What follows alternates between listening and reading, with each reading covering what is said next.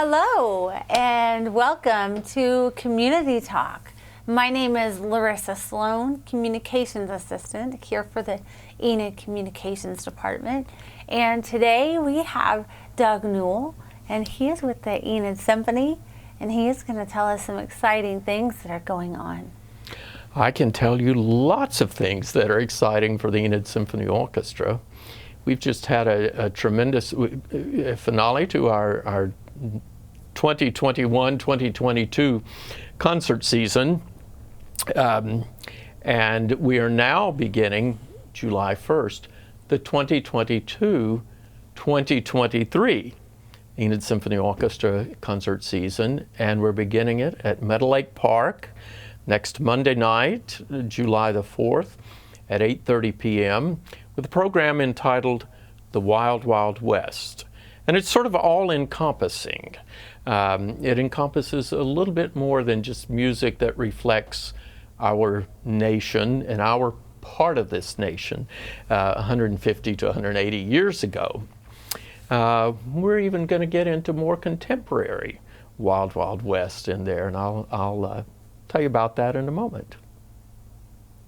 Well, I'm really excited for the 4th of July coming and being able to experience the orchestra. I don't think last year I had the honor of doing that, and so I'm excited to be able to hear how magnificent they are. Well, we are extremely fortunate in Enid. The city of Enid puts on, as you know, the entire day of festivities at Meadow Lake Park.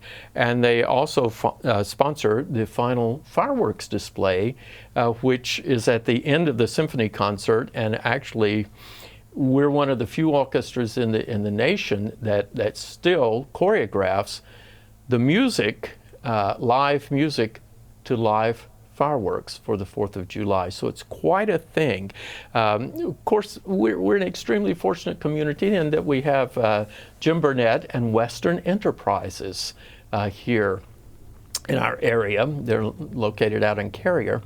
But working together with the city of Enid and with Western Enterprises, and the symphony being sponsored by Security National Bank of Enid and the Oklahoma Arts Council and National Endowment for the Arts. They all put their minds together and funds together, and we create this incredible experience at the end of the day on July 4th, celebrating our nation's independence. It's always an incredible thing. We see anywhere from 1,000, 2,000, 3,000 people there in the park having a wonderful time. You sit around the lake and listen to the music and ride the rides, take part in have the concessions, what have you. There's fishing earlier in the day and special things for the entire family. But then as it becomes dark, the symphony begins to play about 8:30, 8:40, something like that.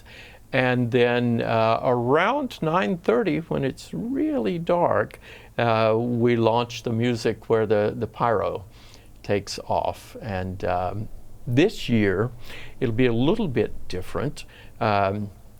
We try to switch up the music every year. Of course, we always honor, we end the show every year with the Stars and Stripes Forever. That's sort of the American march to play on the 4th of July.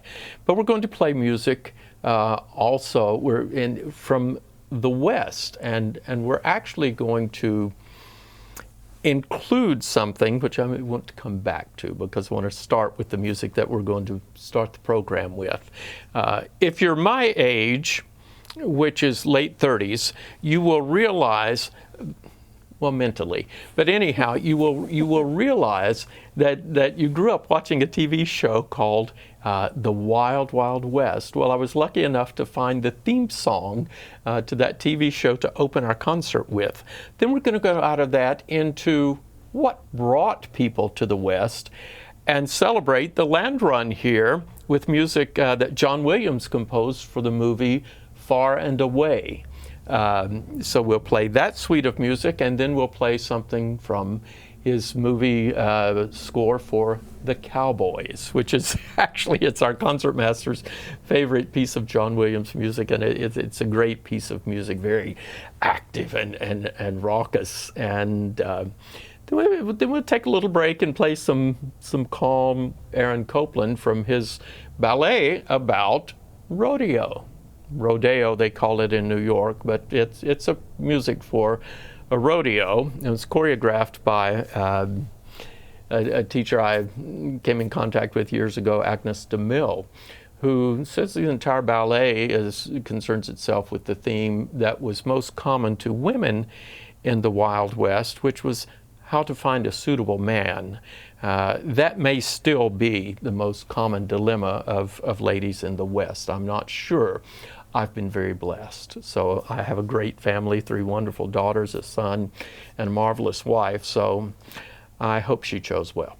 Anyhow, then we're going to go in a little bit different direction. We're going to go with a Pops Hoedown, fiddle tunes that came to the United States, and fiddle tunes that sort of emerged from the West. And then we're going to play one of my favorite pieces, which, well, it just is. It's Charlie Daniels' The Devil Went Down to Georgia. And I found this incredible arrangement for the full symphony orchestra to play. So we're very excited about this. Very fast for the violins, and great narration. I'm going to have my assistant conductor conduct it, and I'm going to read the Charlie Daniels part. I did that last year on a show with a couple of our violinists, our fiddle players, and had a ball doing it. So I'm going to indulge myself, and for one night, be Charlie Daniels for about 4 minutes. That's a lot of reading. You're going to have to sing very fast. Oh, I know. It's very quick, and it'll work. The nice thing is, if you miss it, you can catch up somewhere because they're going to quit playing when it's over. So yeah. Something of that nature. But anyhow, out of that, we're going to take you to something that actually represents that the Wild Wild West may never have ended. It just may have changed locations.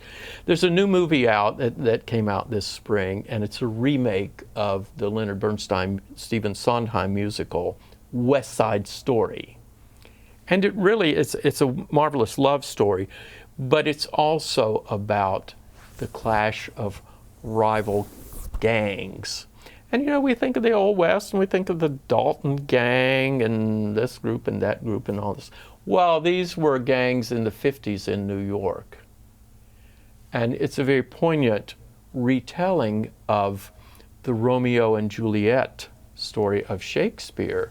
But yet it's set in inner city New York, and it features, it focuses upon 2 rival gangs and how a young man from one gang falls in love with a young lady who is a family member of members of the other gang. And I think it's very poignant to our society today. Because it speaks of the incivility of one group of people to another group of people. Not really, I didn't set out as a lesson, but it ends with a marvelous resetting of the text. America, things are okay in America, everything's great in America, blah, blah, blah. But that's where we're going to start the fireworks when we get to that piece of music and to that segment of West Side Story. So it's a little bit different take. Of course, we will also end up with the Salute to the Armed Forces, which we play every year because that's such an important part of American independence, is recognizing the sacrifice made by members of the United States military. And we ask everybody to stand when their particular song is official song of their branch of service is played.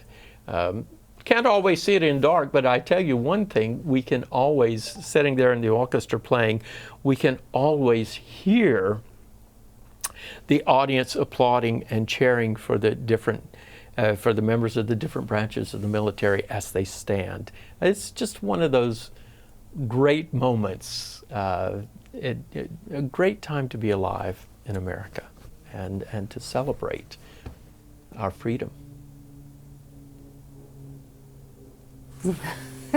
So one thing I want to know is, with COVID, how did the symphony orchestra, how did that affect them? We were extremely fortunate over the last 3 years. I was telling a friend earlier today that we actually financially ended in the black, and we were able to present everything we had planned. Now, we had to do some rescheduling, and because we have Government Springs Park and that marvelous gazebo down there, we were able to do a few things outdoors. And then this past year, we moved back indoors, and we're very careful with scheduling. But even as late as last week, we had a concert scheduled in which we had a guest artist who 2 days before the performance tested positive for COVID, and we were very fortunate enough to work with an agency to get him replaced and to have someone here to perform for our patrons in a patron appreciation concert. But we've been very lucky. We've planned a great season this year, and it's called Horizons, but it's really about horizons in Oklahoma, and it features all Oklahoma artists. We're going to open with a tribute to the Land Run with America's favorite lady fiddler, Jana Jay. Jana's absolutely incredible. We're going to bring along Brock Johnson. We're going to bring him home, and Lindy Wilson, who's a new member of our community via the Air Force. So excited that she's here. They're going to sing some things from Oklahoma. Jana's going to fiddle the night away, and then we're going into bringing guest artists from the different cities in Oklahoma. We're bringing Jonathan Nickel, who is a professor at the University of Oklahoma. He's a saxophone player. You see how rude I was? I forgot to put my phone on silent. I can't believe I did that. But anyway, it's done and now it's silenced. Jonathan Nickel played last year Steamroller Blues when we did the James Taylor Carole King show, and such a hit. We're going to bring him back this year. And then at Christmas time, we're bringing a young lady by the name of Kelsey Stark, who is now married and is to Michael D'Amelio, and she's Kelsey and Michael D'Amelio. He's a wonderful singer. They're going to do a program called Christmas on Broadway. We're going to skip February because the weather is so bad. We're doing our Carnegie Children's Concerts here and in Stillwater in March and April. Then we're having a marvelous Brazilian pianist, Sergio Monteiro, who teaches at Oklahoma City University, been there for a number of years. And we're going to finish our season in May with Caroline Cox-Turk, who's a marvelous violinist, again brought to our community with her husband, who's in the Air Force. He's an instructor pilot at the base. Next May will be their last month here, and I'm very sad about that. But she's been an incredible addition to the community, and we're going to feature her as we say goodbye to her. So it's a great year. You can call that magical number on your screen, 237-9646. It has not changed in 40 years, and I know that. But to get information or visit the website, enidsymphony.org, and find all about how to buy season tickets. Everything's on Saturday night at 7:30 this year. We're looking forward to a great season and participation by our wonderful community.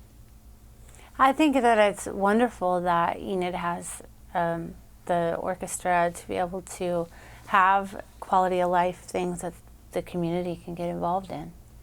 Well, thank you for calling us quality of life. We are. It's, the things of quality. It's like fine china. It's like art. It's like great plays, great theater, great poetry, great music. These things have to be fostered They have to be cared for. They have to be appreciated by the community. And I think we've certainly found that Enid is the type of community that does appreciate some of the very finest things that are available. A symphony orchestra is art in motion. To watch what goes on and to hear the clarity of sound, of acoustic sound, of 50, 60 people playing, 120 in some places. But to see the absolute professionalism with which they come together and perform and are responsive to one another, listen to one another, and make it work. It's an incredible experience. I wish everybody could have the opportunity that I have to stand in front of that ensemble while they are playing. You begin to, you really know what it takes to make that happen. It's not an inexpensive venture. It's a professional symphony orchestra. It takes about $350,000 a year to put on the performances we do. But as I said, our community cares and they support our efforts, and we're all very grateful for that. Well, I thank you for coming on the show, and I don't have any other questions. I think you've answered them wonderfully. And so, did you have anything else you would like to share? Well, yes. Who sent you the memo? I don't know. They forgot to tell you to make your hair this special color. Yes. Well, I mean, you look better in it That will than happen. I do. I love it on you. You look great. Thank you. I wasn't fishing. That's okay. Thank you so much for having me today. Well, thank you for allowing me to be on the show with you. Oh. You asked me. I did. You're right. You did ask me. I did. So this is your show.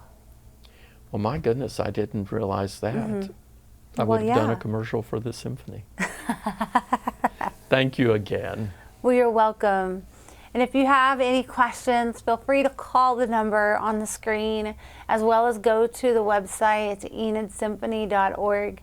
And we hope that you get plugged in, because music is a universal language and it touches everybody in one way or another.